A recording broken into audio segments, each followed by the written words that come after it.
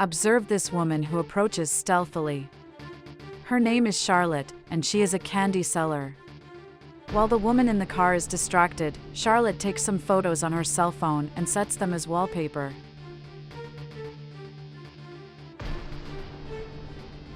The woman in the car doesn't notice anything happening. She's distracted talking on the phone.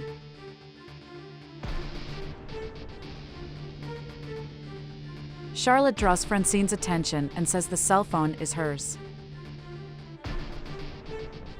Francine says she's wrong, she must have had something to drink in the morning, but that cell phone doesn't belong to her. Charlotte insists that the cell phone is hers, she recognizes it anywhere.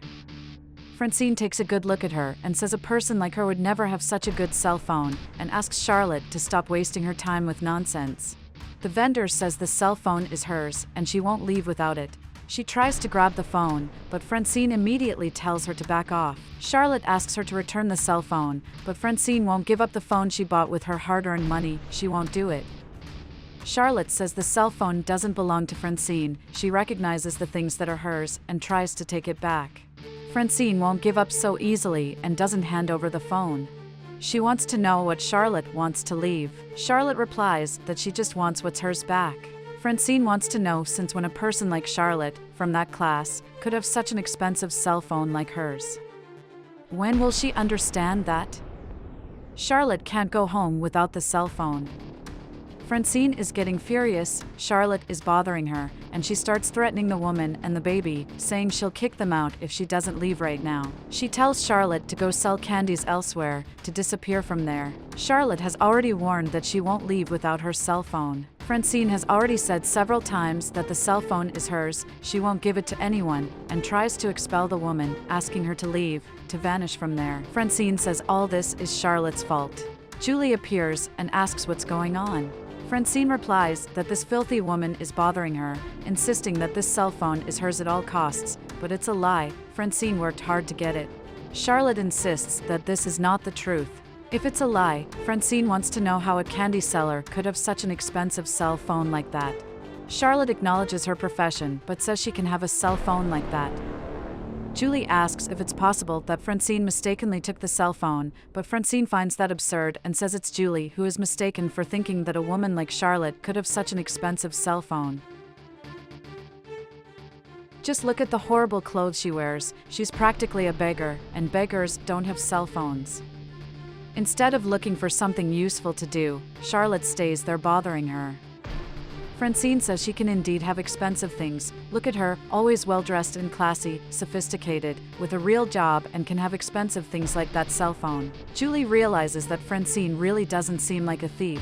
Maybe Charlotte is confused. Today is hot, she's been working since early morning, and she may be confused.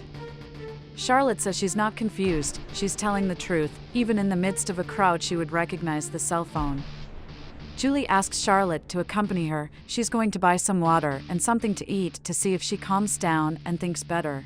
Charlotte proposes something else. Since Julie doesn't believe her, she suggests taking the cell phone and looking at its wallpaper.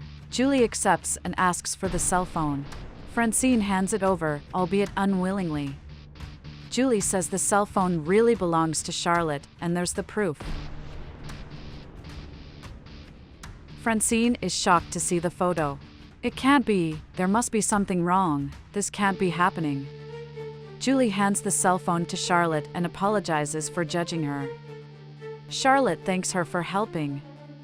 Julie tells Francine to leave quickly before she calls the police. Francine is still sure the cell phone is hers, but Julie leaves with Charlotte. While confused, Francine is furious. How did this happen?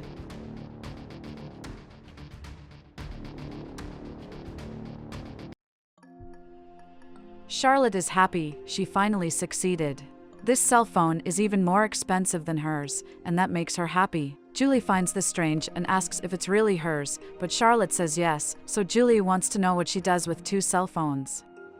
She imagines that selling candies, Charlotte couldn't have bought two cell phones.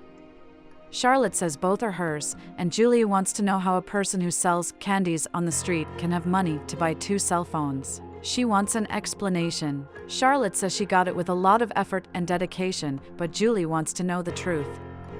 Charlotte confesses that the cell phone is not hers, but she can explain why. Julie hopes to hear a good justification. Charlotte says she did take the cell phone from someone else, but she can explain why she did it and asserts that it wasn't out of malice, and asks Julie to accompany her. Charlotte says it's this guy, it's him.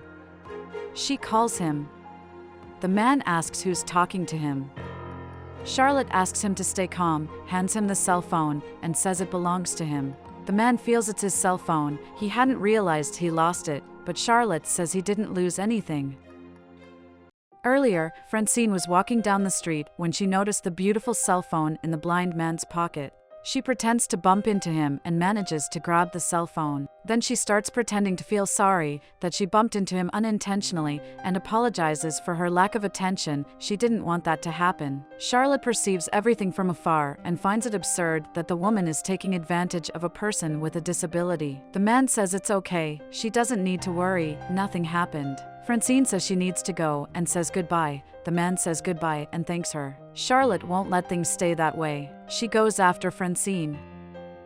The man doesn't understand how there can be such bad people in this life, to do such a cruel thing with a person who can't even see. Julie finds this situation regrettable, but warns that he shouldn't go out alone on the street with valuable things exposed like that.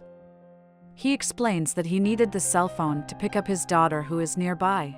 Julie understands, but asks him to be a little more careful when walking on the street so that things like this don't happen. Charlotte says this time she saw what the thief did and acted quickly to help him, but warns that not everyone will have the same courage. The man thanks both of them. They helped him a lot today.